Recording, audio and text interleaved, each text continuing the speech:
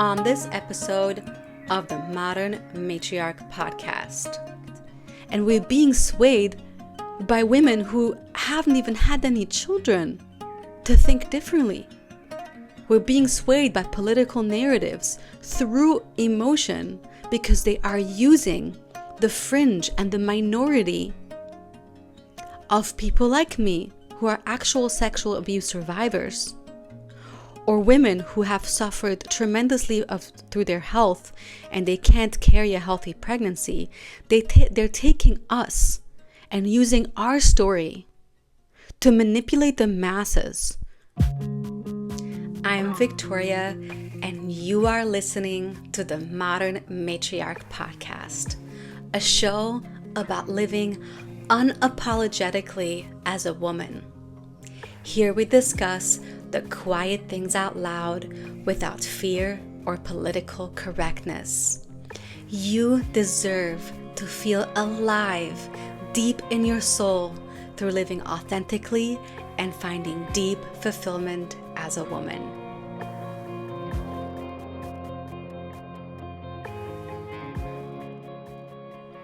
You are listening to the first season of the Modern Matriarch podcast. I've been contemplating this episode for a while, and of course it came to my heart for a number of reasons.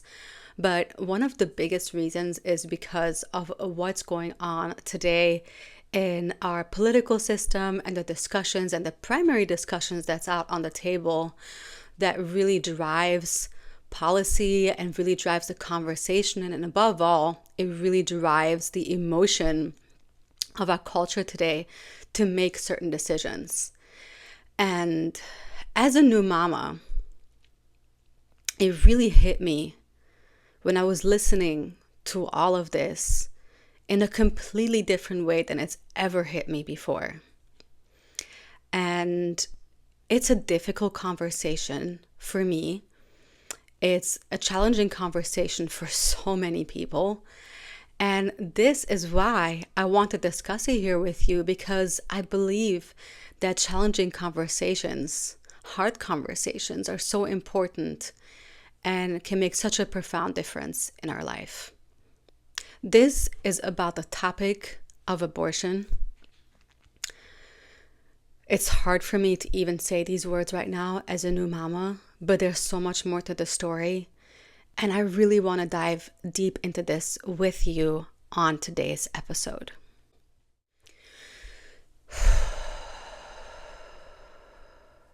So before I begin, I want to get a few things out of the way. And I'm just going to be open about it.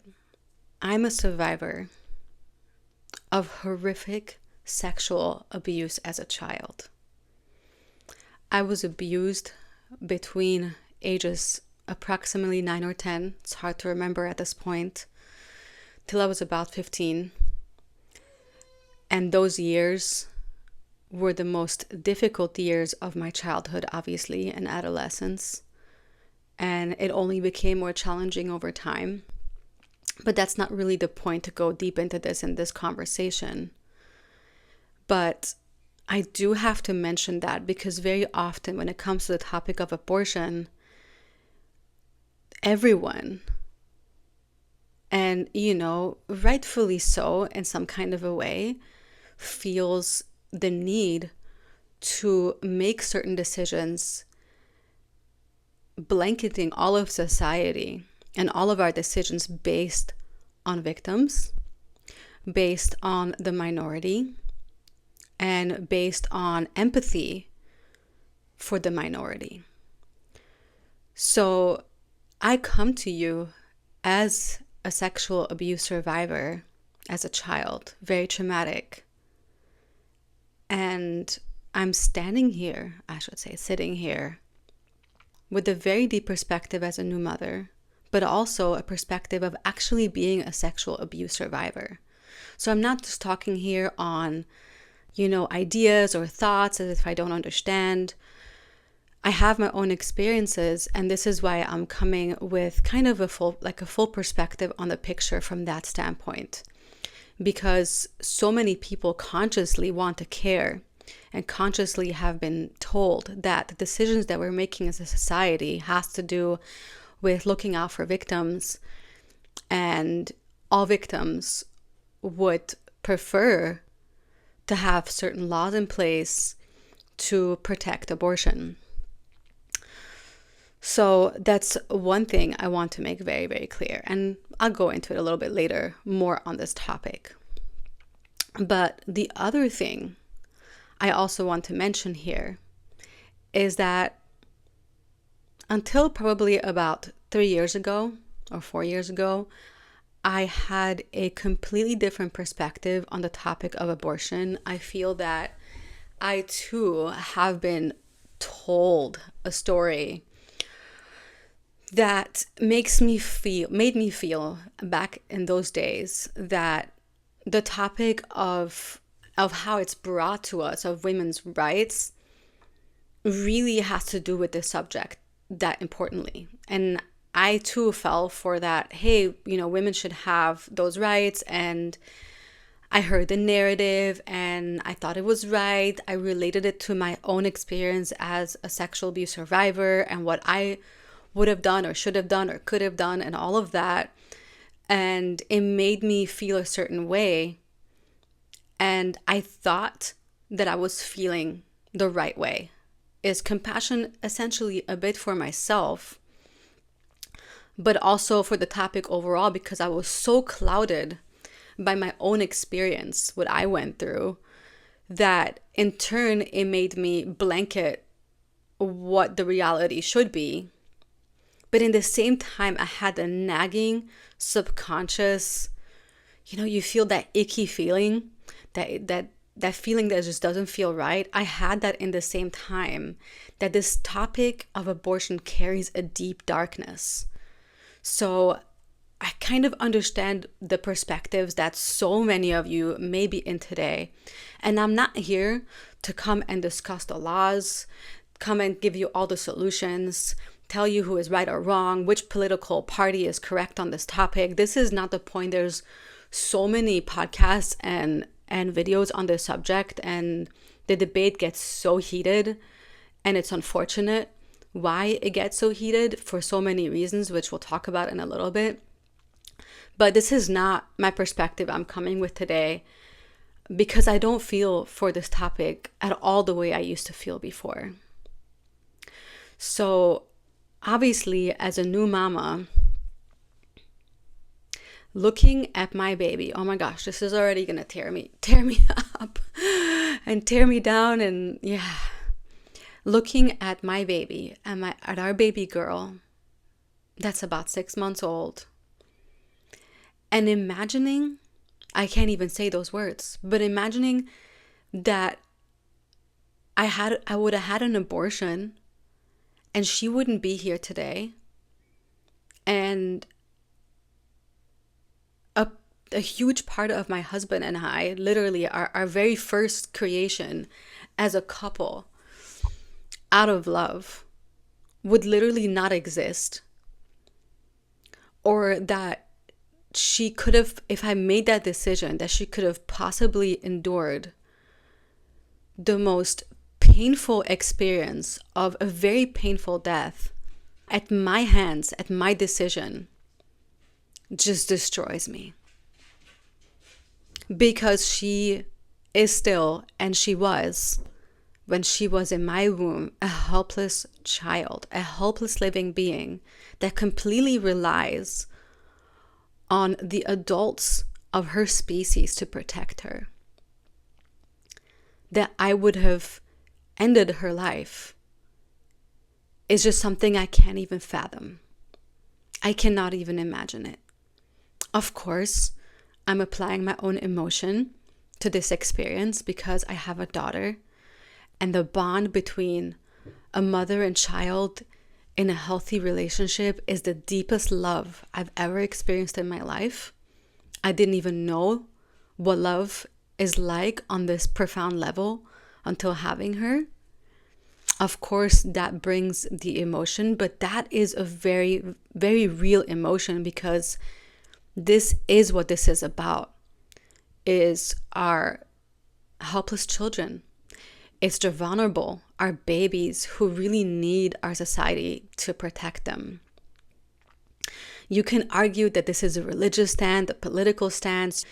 You can bring all today's modern conversation into the subject.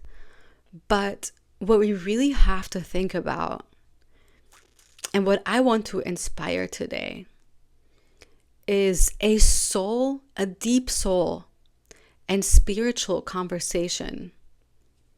No matter your background, no matter your religious upbringing, no matter the denial of religion that you may have experienced or are experiencing, or God, or anything, or divine energy, or the universe, whatever that is to you.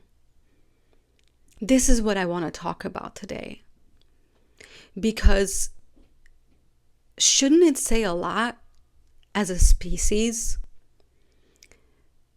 where we're standing and where our emotions are being driven and we are making massive decisions for our entire livelihood and the way we live life as a species solely based on the desperation to legalize ending innocent lives? How far have we gone as a species that one of the biggest drivers, and it's disgusting. It's disgusting to me. Every time you listen to a debate, and the big debates in our system today and in our culture when it comes to political debates, those innocent lives are up for debate and on the table. When we can end their life, for how long it's okay, how we can do it. And we as nurturers, as natural nurturers built into our very DNA, are the ones that are desperately driving the decision for the right to end a life. I mean, I don't want to say the word because, we can't say certain words anymore or our platform just gets disabled. But in all reality, we sent people to prison for murder. And we look at them as the most horrific human beings on earth that can just go and end lives of others. But in the same time, we have been manipulated through emotion, through a bunch of humans gathering together and chanting and shouting the same thing without thinking deeply about our souls. What are we really doing here? We are making decisions and desperately want a certain outcome because we have been duped to believe that we should have the right to end a life, an innocent life. How far have we come? How far have we gone? And where are we going with this? It's unfathomable. It's crazy because in nature, in the wild animals, their sole purpose of life is to procreate. And humanity today cares so deeply about wildlife and protecting them.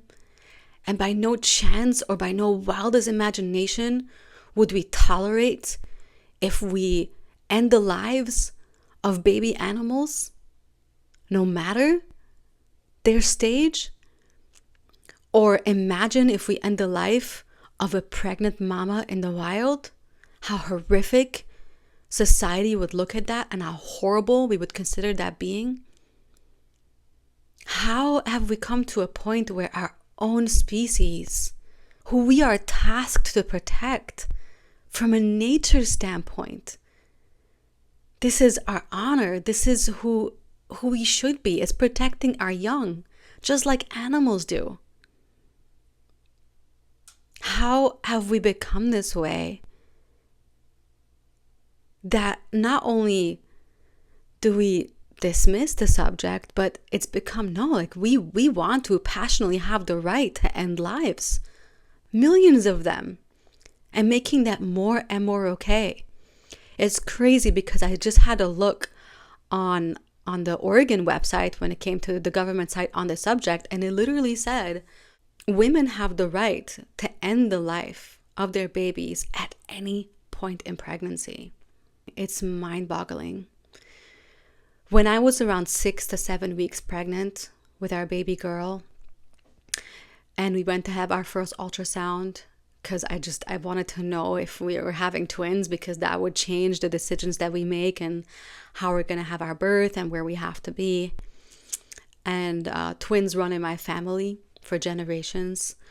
So we went to have our first ultrasound for that reason. And we were around 6 to 7 weeks pregnant with Avani, with our baby girl. And I saw, you can't hear it because it's too faint at that point with that kind of equipment, but I saw her heartbeat on the ultrasound. And that's when we can see it. It doesn't mean that it's not there sooner. That's not even the topic here.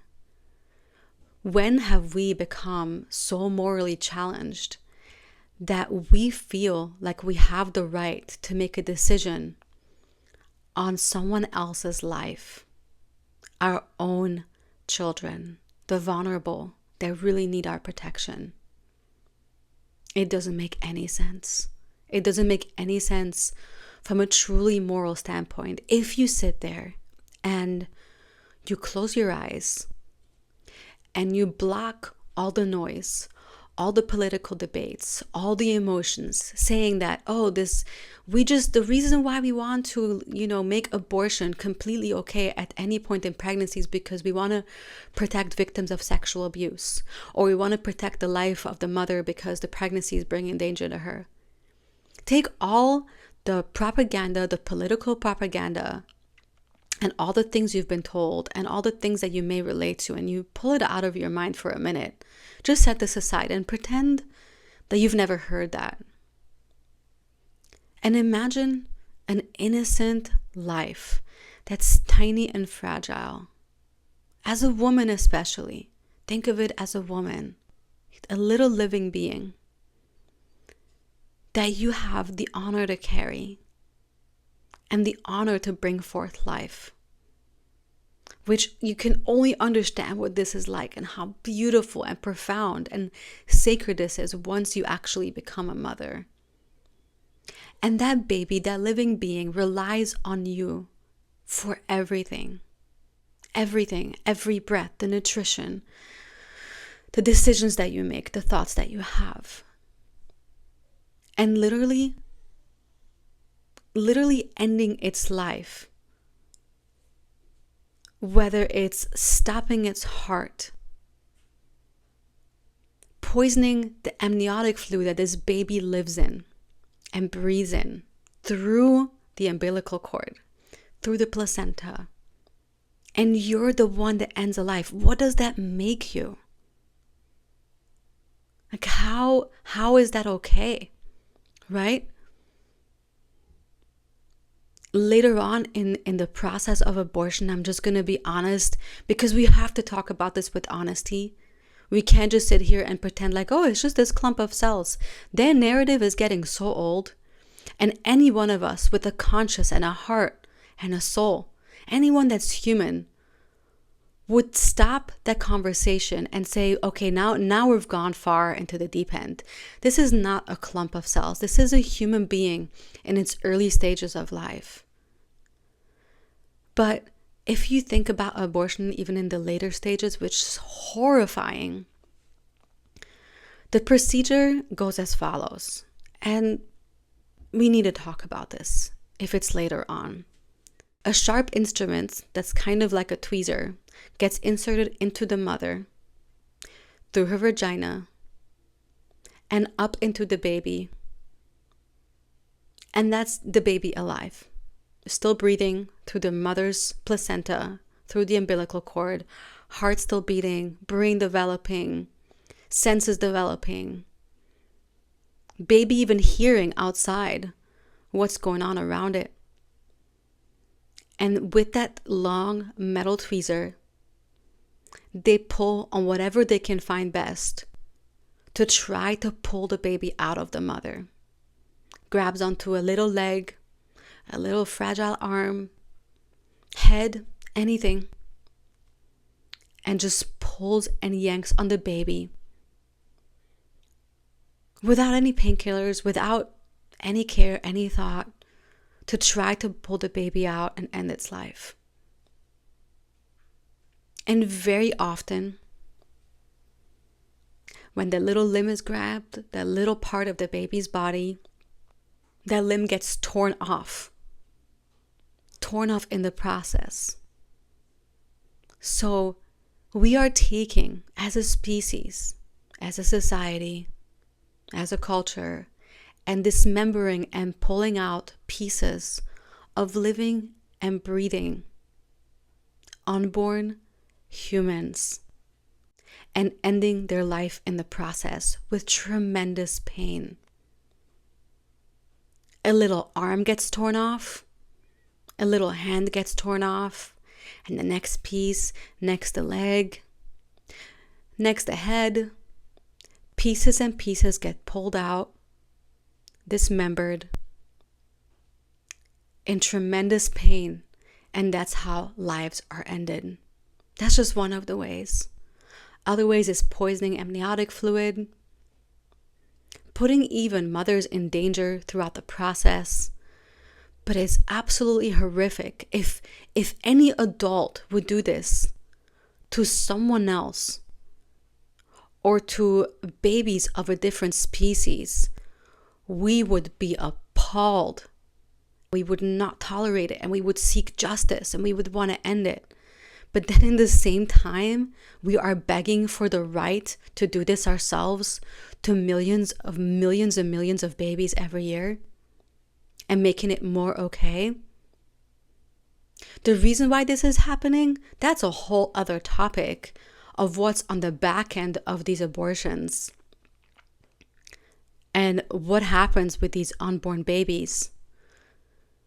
I'm not going to go into every detail here and how horrific this is, but honestly, at this point, we just have to question our very humanity and our morality, how we've gotten to this point, that not only do we think it's okay, but we're pushing for more and more of it onto our next generation, and we're clouding their thoughts and their beliefs and their wants with emotions to sway them in a certain direction. Any human being with a heart that thinks deeply and blocks out the noise and the emotion of what we think we are protecting here and who we're protecting here. Anyone with the heart and a moral compass would stop at this point and think, what am I doing and why am I doing this? And it's okay. It's not okay, but I mean, it's okay to change your mind.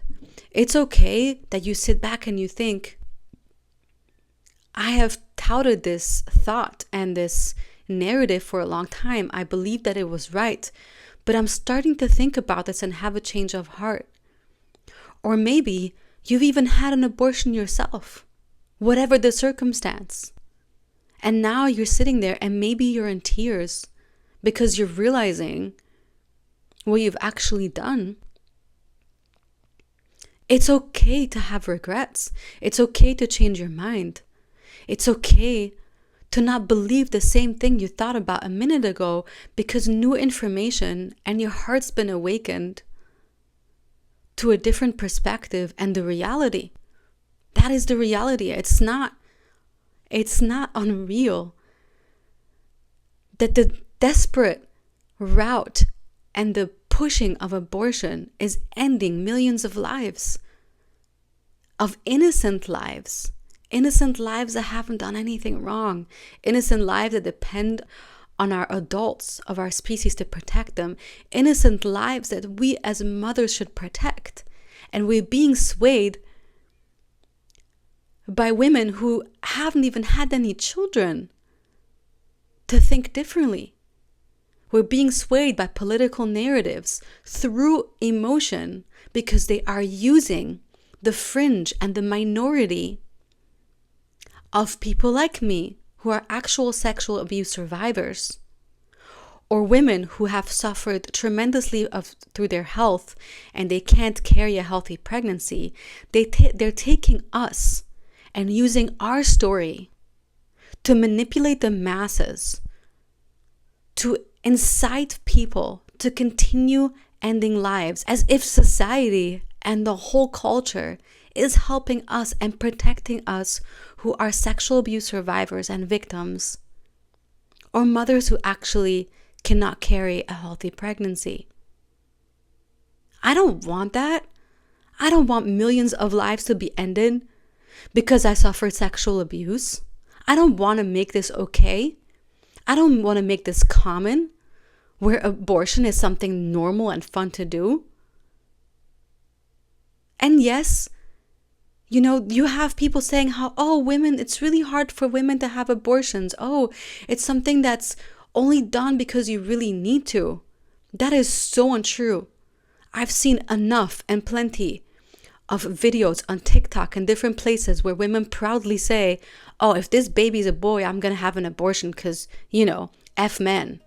That's a whole other topic, the whole man-hate subject that we'll discuss in a different episode. But we'll get right back to the show. But first, let's briefly talk about something very important.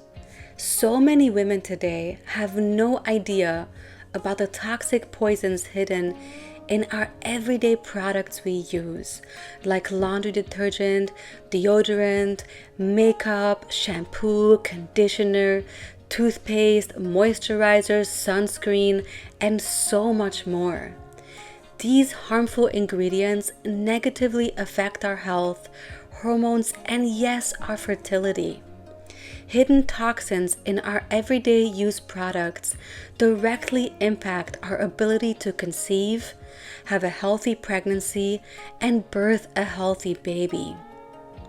One of the most critical steps I took on my journey to optimize my fertility and heal, and to have a healthy pregnancy, was swapping out these toxic products for safe and non-toxic alternatives. That's why I love the Wellness Box.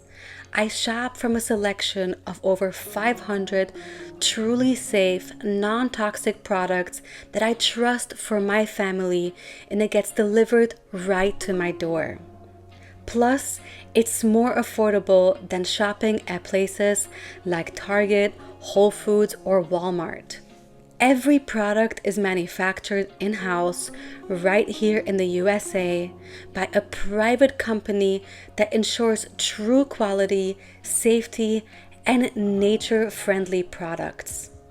Follow the link in the show notes of this episode to learn more about where I shop, so you can get your own wellness box filled with healthy, non-toxic products shipped right to your door. And now, back to the show. Women are not having abortions out of desperation. It's just become this women's rights thing, this thing that women should just be able to do. And it's completely clouded with a narrative that's pushed on women as if abortion is women's rights. What about the baby's rights? What about the innocent life, the innocent human life that hasn't done anything wrong, that is pure? Who is asking that life if it wants to live? We are here, you are here listening to this because your mother decided not to end your life. Who are we to end the life based on the baby sex? Oh, it's funny, that's when we can acknowledge the baby sex, right? Because if it's a boy, we're going to end its life. I mean, we really have to sit here and just analyze our own contradictions, because now we're saying that there's 20,000 genders, but suddenly in the same time, those same people are walking around and saying, young girls, young women, that if they get pregnant with a baby boy, they're acknowledging a baby boy, they're going to end its life because it's a boy. Even that in itself is contradictory. This exactly shows how far we have gone as a culture that we're not thinking about. And of course, I can come across with a lot of emotion on this because it does really infuriate me that we are doing this as a species, because I'm a mother and now I understand. But this is the truth. We have to look at this with truth. Ending a life is a crime. It's not, forget the legal crime, it's a moral crime. And it's okay that you thought that this is okay and it's women's rights still a minute ago. It's okay. I mean, it's not okay, but it's okay to change your mind. We can't do this.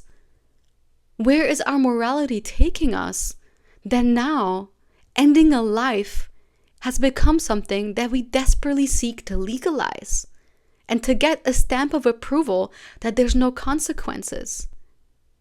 I don't even care about the legal consequences. I care about our moral consequences. What does it say about us? And what are we doing to our souls? What are we doing to our next generation? What are we doing to our species? Think about it.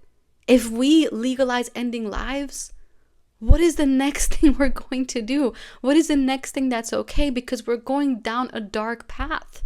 This is a very dark path. And it's sugar-coated in women's rights. It's sugar-coated in protecting the abused. It's sugar-coated in protecting mothers' health. The fact that our elections are primarily driven with heated debates on this subject, and that we have to talk about when it's okay and for how long it's okay and what circumstances it's okay, for that in itself shows that our priorities as a species and our morality is way off compass. We are not following our own morality anymore. And we really need to look at ourselves. And we really have to be truthful where we are individually with our hearts, with our souls, if we can think that way. And I did that. I did that deeply. Because I was wrong. It's okay to have been wrong. It's okay if you were brainwashed and manipulated through emotion and through nice fancy words and pretending that we just care about the victims. It's okay. It's normal. That's what these things do. They manipulate us. It doesn't mean that we have to continue thinking this way and pushing this narrative. It's beyond okay to listen and be overwhelmed about this, and for your subconscious to nag you and your soul to push you and say, hey, I should really think about this right now. Even though all of my friends think differently, even if I said differently, it's okay to think differently. Even if it's right now in your own mind and you can't tell anyone that you have those thoughts and you're challenging yourself if what you've said or done or thought about and promoted is the right thing, and if you want to continue doing that, it's okay. Don't push that voice away, that pure, honest voice away. Don't push that away. Listen to it and be patient with yourself. And understand that it's okay to change your mind. It's okay to grow. It's okay to have a different perspective. It doesn't mean that you need to be specifically religious or adhere to a certain group or anything like that. Check with yourself, the goodness of your heart, your soul.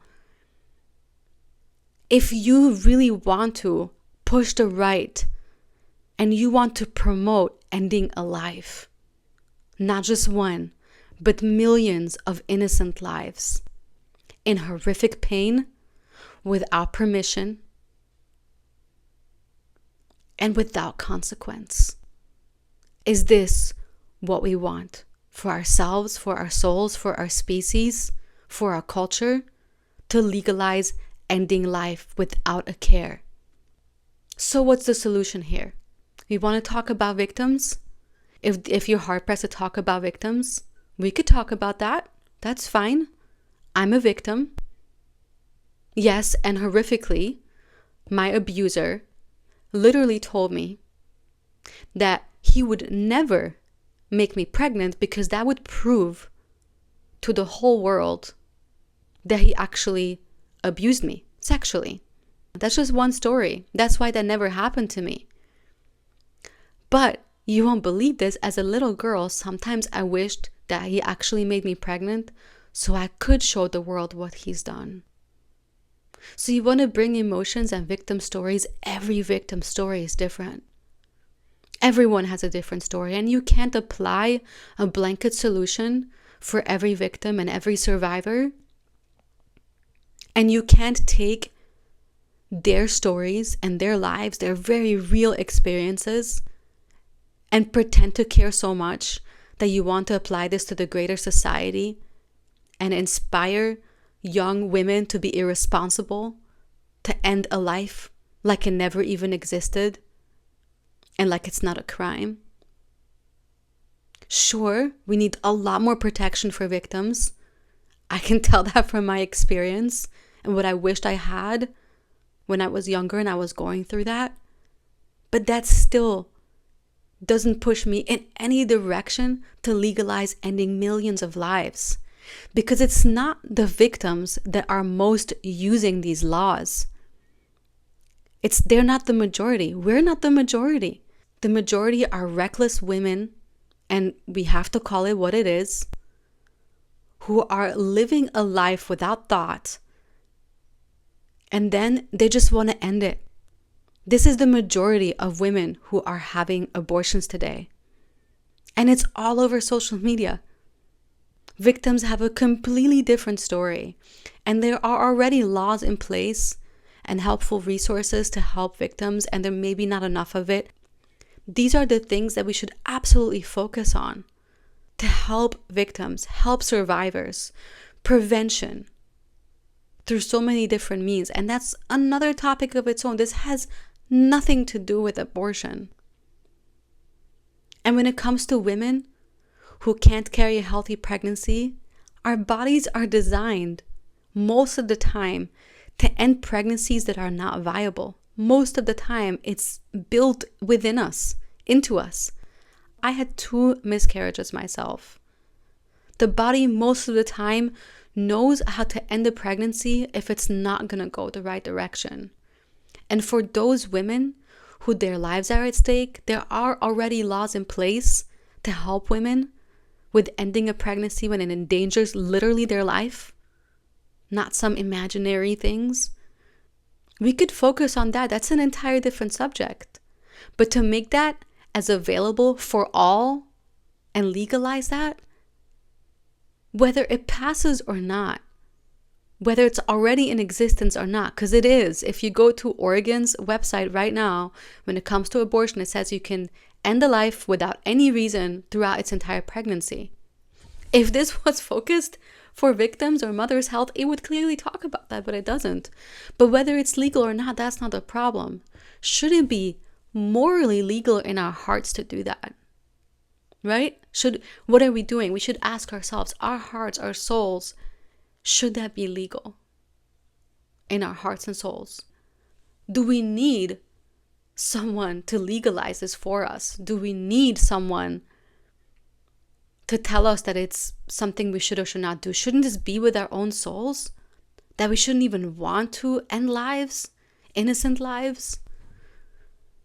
And that's why we have to put laws in place to protect lives. I mean, there are laws in place to protect every single person's life, right? There's even laws in place to protect animals' lives. But apparently, when it comes to laws on protecting an innocent human life, it's already alive. It's living and growing and breathing in different means than outside. But just like a baby deer, a baby elephant, a baby dolphin, they're alive. It doesn't go from non-existing to existence just like that. It's alive. We're okay with having laws with that, but when it comes to ourselves, we've been mass manipulated to believe that this is not ending a life, because it is. So the first thing about this is really looking in our hearts. What are we doing? That's the first thing. Allowing our voices and the purity of our souls that's still left within each one of us to speak, and we listen. Even if it's in silence, it's okay to change our mind and to really think about this subject differently. We don't need to be following a specific religion or tradition or a way of life to understand that this is wrong. People want to talk about, I just followed the golden rule. Okay, is this the golden rule? Would you have wanted to have had this done to you when you are already living and developing and growing and breathing and feeling, depending at what stage, to have limb after limb torn off of you while you're alive and you can't do anything to defend yourself? Is that the golden rule, right? Maybe that is a problem, but that we don't have a moral compass anymore. Maybe tradition and maybe religion has been so shunned that we threw out the baby with the bathwater, that we're going so far from morality that we've been blinded and we can't even see that what we're doing is immoral. So the first thing to do is we have to acknowledge to ourselves that we're wrong. And then once we do that, we can start healing individually and as a culture, as a society, as a country, as a species, to look at abortion at what it is, with truth, with reality. I mean, we roll our heads at the Mayan story, how they were making sacrifices and how horrific that was. What are we doing today? Right? We mock those old cultures that they were sacrificing humans for different reasons to their different gods. But now we are sacrificing millions of innocent unborn children, claiming that we do it out of compassion. And those who say it's not compassion, those who say we have the right to do whatever we want, whatever the case is, how are we better than those old cultures that we shun for what they've done? We're not, but we can be. It's crazy because there's a massive and manipulative marketing machine on this subject to push and make it okay for women to just have abortions right and left, whether it's through a pill, whether it's through actual instruments. It's a massive marketing machine touted as women's rights, touted as human rights, but mostly women's rights. But just imagine, and this can possibly be one of our solutions that I can't control, but the more of us that think about it and make different decisions and speak differently, this can absolutely shift. But imagine all the resources that we're applying to Planned Parenthood, through political contributions, through so much spending, through constant talking. Imagine the same amount of money and resources were applied in educating the young generation the absolute responsibility and sacredness of carrying another living being, of being able to carry a child within you and bringing forth life. Imagine if it was completely shifted. Imagine you wake up in an alternate reality where pregnancy is considered sacred, it's considered beautiful, where the mother is celebrated and the whole culture protects the mother. Society protects the mother. The women are elevated because they're bringing forth life. The whole process of parenthood is celebrated. It's an honor. There's so many couples today who are struggling with fertility issues and are crying millions of tears collectively to have the honor to be a parent. And they're working so hard to try to achieve that. But in the same time, we have this dark culture that's so massive and so popular that literally wants to legalize ending babies' lives. That doesn't make any sense, right? Imagine a culture that actually celebrates life. Imagine a culture that teaches our young children what intercourse is, what intimacy is. Not as just some medical thing that you do or something you just do pure out of pleasure and you don't care about the consequences. Intimacy is sacred. Love is sacred. Life is sacred. And if the word sacredness hurts your ears because it's been condemned as a religious word, that in itself should make us question ourselves, because life is sacred. Our culture today has been taught to look at at wildlife today, at a baby animal as it being precious and something to protect. This is what sacred is. Something precious and something vulnerable that we should protect. Imagine if the same resources, money, marketing campaigns, instead of Planned Parenthood, you have a completely different organization that helps women, young men and women, understand and learn early the sacredness and the responsibility of having sex with another human being, what that means and what that results in. We teach our children everything else, right? We teach the young generation so many other things. Why can this be a priority? Why is our society focusing instead to make ending life a priority? Our very own lives, our very own babies, and turn us into actual murderers. That's the bottom line. That's what it is. So every single one of us carries a responsibility what we're going to do moving on from this very moment. It's okay if a moment ago you thought and spoke differently. It's okay to change your mind. But you can make different decisions. Radical self-responsibility. The decisions that we make and the outcomes they're going to have. Think really deeply of what we're going to do and understand that our actions have consequences and we have to be responsible for those consequences. So let's talk about radical self-responsibility here. Imagine a child, which is very common today, growing up today, not being educated about the sacredness of sex, the sacredness of growing a family, of having children, carrying a child, being pregnant, bringing forth life, all of that. Imagine that child grows up, goes off to college, starts partying, starts drinking, goes out one of the typical weekends, gets drunk, maybe does some drugs, sleeps around with a couple of guys or even one that night, and ends up being pregnant. That is irresponsible. That is a chain of behaviors and a chain of things that should not happen that led that young girl or young woman to become pregnant. So we need to look and invest in that window, that time, not just women, but men too, to teach the reality, teach the sacredness, teach goodness, teach self-responsibility. Because we know when we make decisions, they're going to have consequences. We should and absolutely can invest that energy and those resources. And we don't have to wait for outside resources to do that for us. We should do that ourselves. This starts with ourselves. The decisions that I make every single day are going to have consequences, not just for me, because it's not just about me. This life is not a selfish life. It's about my family and everyone around us. But the decisions that I make today is going to impact everyone around me and for generations to come.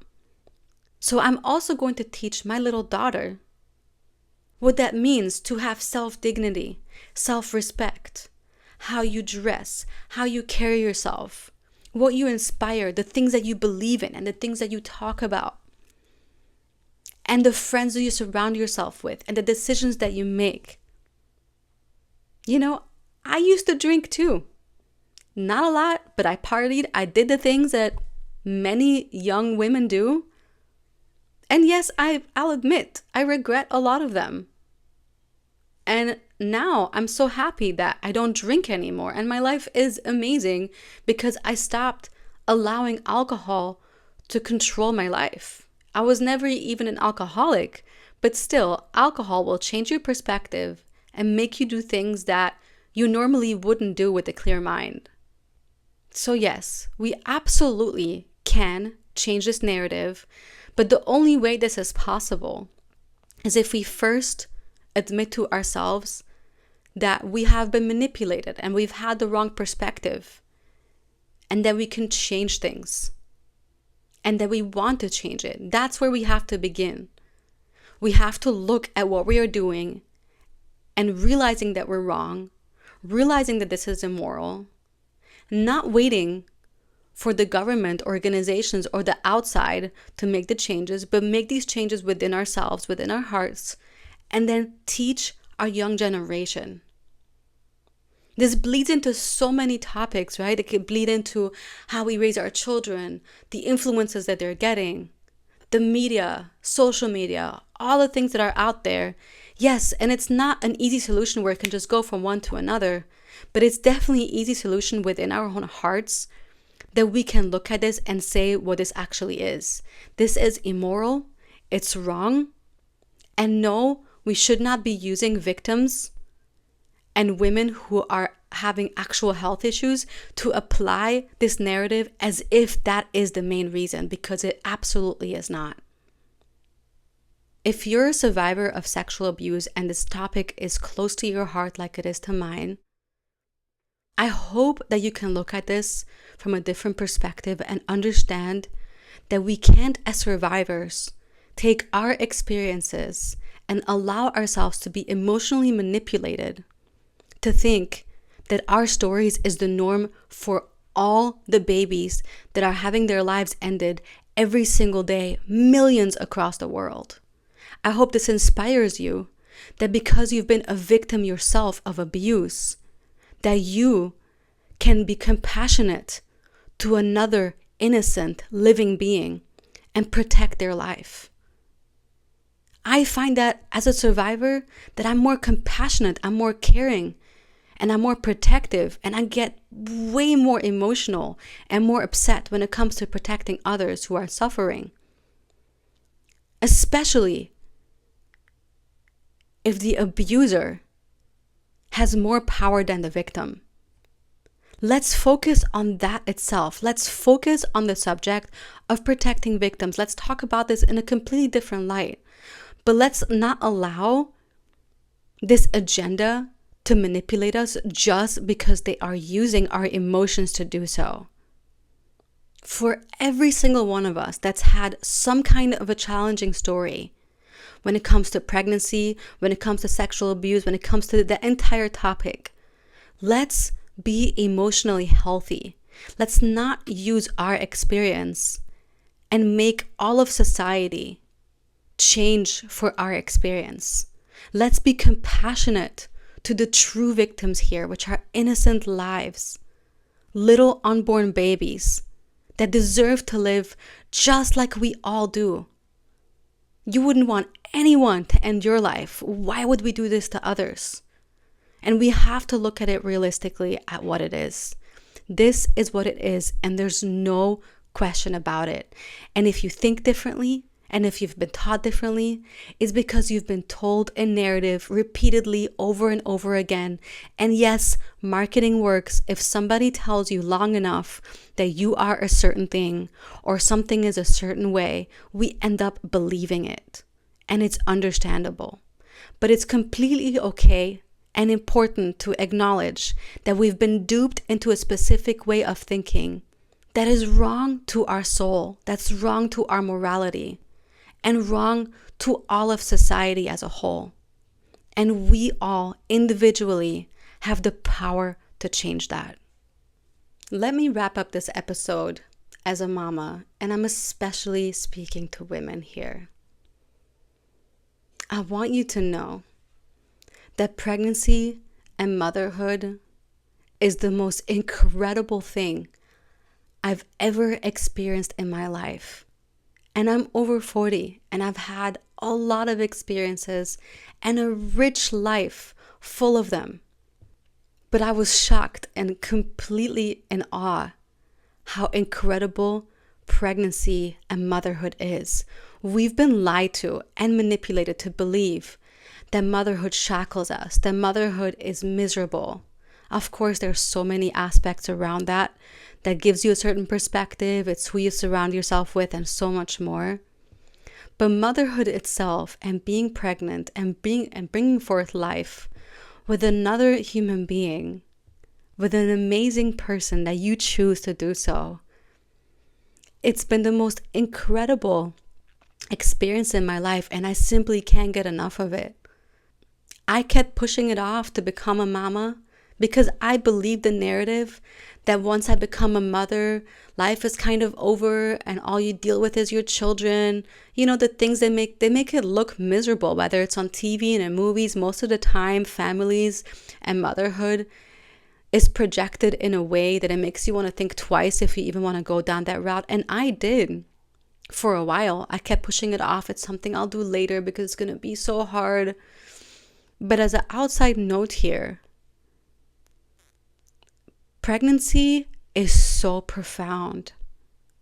And that's even before fully becoming a mother, where you get to hold a baby in your arms, your own baby from love, your love. Looks like you and your husband, or maybe looks more like your husband, which is in my case. My little baby girl is a copy of my husband. It's incredible. You know, somewhere in the middle of pregnancy, you start feeling your baby kick a little bit. You feel movement. You feel more movement. You feel twists and turns. You start like kind of getting to know their personality in your belly. It's the most amazing and sacred, pure, wholesome experience I've ever had. There is nothing more beautiful and empowering. Motherhood has brought me to a point where I found now my voice. I found my passion. I found my mission in life. I'm not going all over the place anymore. It brought about a whole new perspective and a direction that nothing else has given me. And many mamas say the same thing. So it's such a shame for this beautiful topic, this sacred topic of pregnancy and motherhood, that gets pushed down into a subject like abortion, and the entire light and beauty and innocence and purpose just gets boiled down to nothing, to wanting to end life. It's such a shame that so many women are duped into this and don't even know what they're actually missing. When I held my baby girl for the first time in my life, my whole world was turned upside down in the most stunning way I've ever imagined. I couldn't even imagine it. It was so powerful. And every day, the love grows deeper.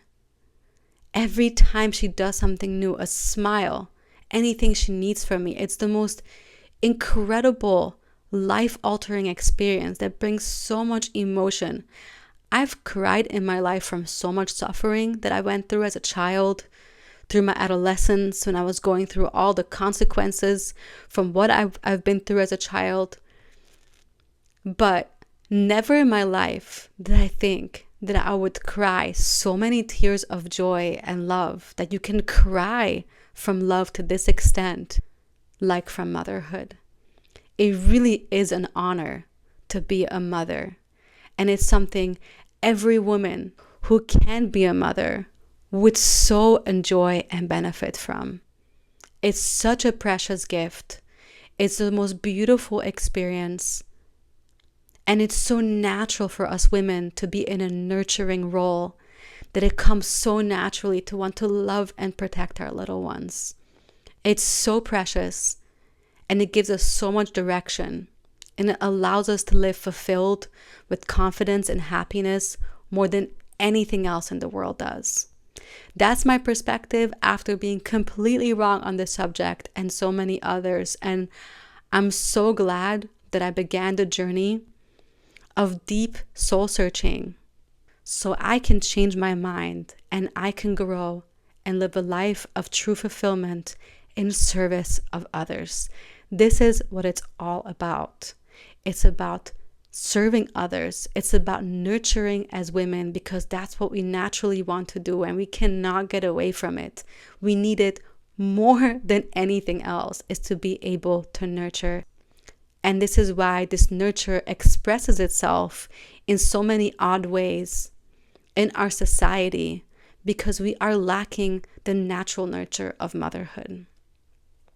I hope this episode is giving you something to think about authentically, without barrier, without being clouded and manipulated, without allowing someone else's opinions to control your mind, but to think about it deeply, truthfully.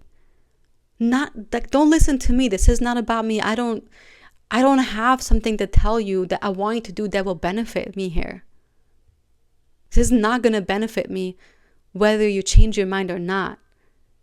It's only going to benefit you if you deeply sit with your soul and you search within you and you search within our culture. Look at the big picture and see if this is something you want to change.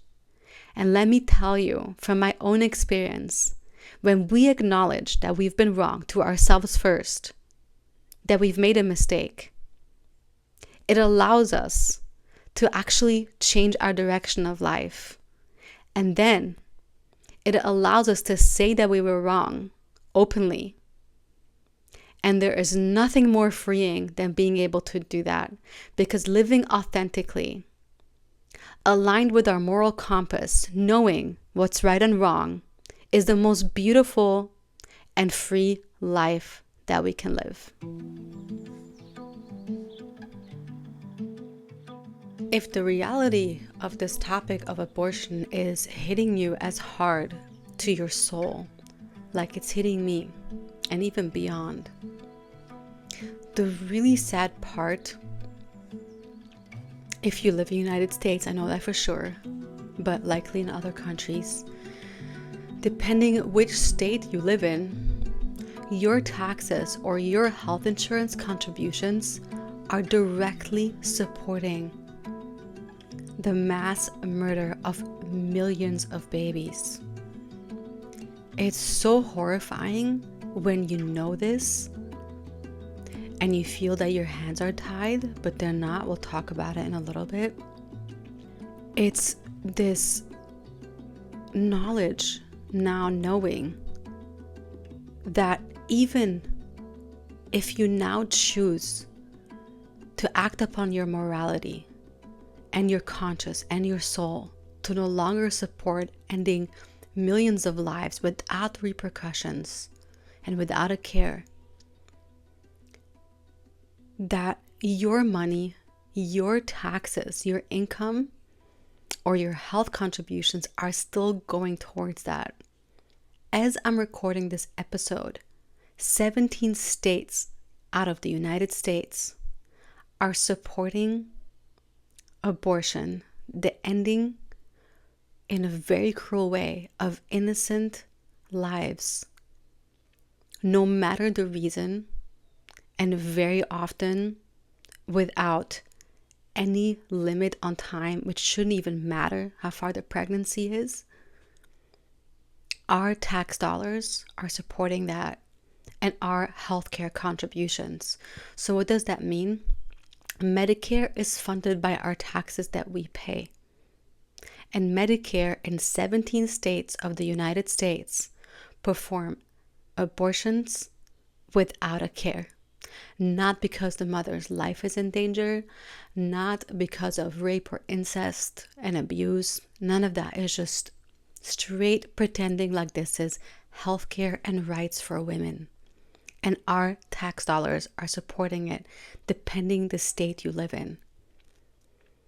If you have health insurance and you pay a premium, your premium is supporting the business of that health insurance company in those same states which are funding and paying for abortions. Again, not because the mother's life is in danger, simply as an elective service and calling it healthcare and rights for women.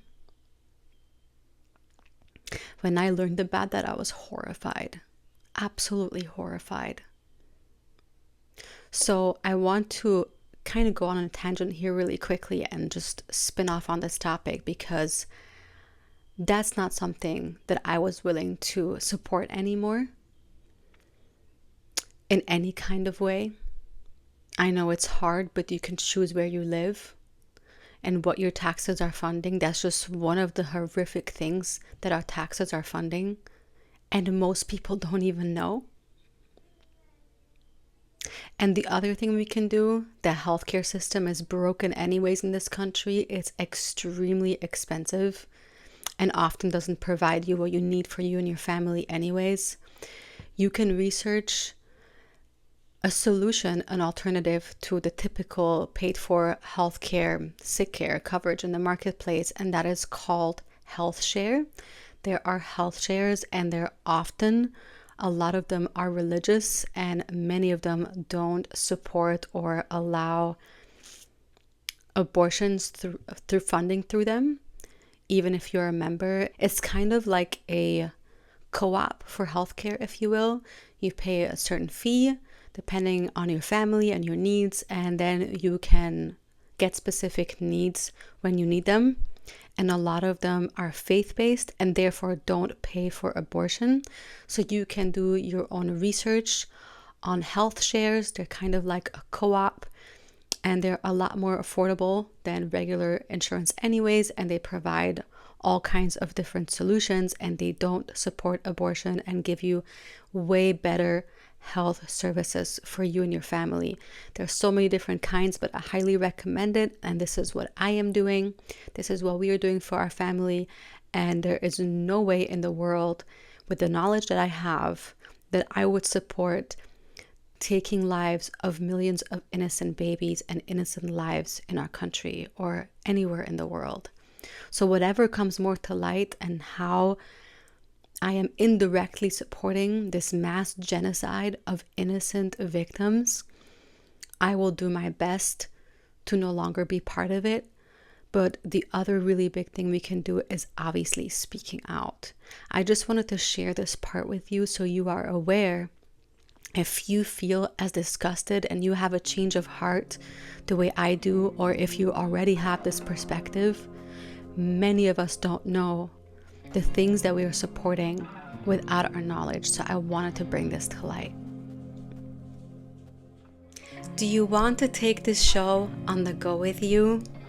Whether you're relaxing at home or you're on the go, you can take the Modern Matriarch podcast wherever you are.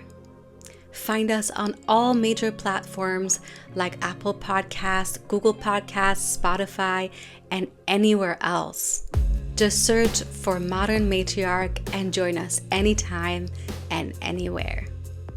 Thank you for tuning in and listening to the Modern Matriarch podcast. Since you made it all the way to the end, I'd love to invite you to visit themodernmatriarch.co. This is where we're creating helpful and inspiring resources to help you along this incredible journey. If you enjoyed this episode, I'd love for you to subscribe to this podcast and leave us a like and a comment below this episode. Your support helps us reach more incredible women, brings more amazing guests to the show, and also helps us deliver fresh and inspiring content to you. We'll see you next time on the Modern Matriarch podcast.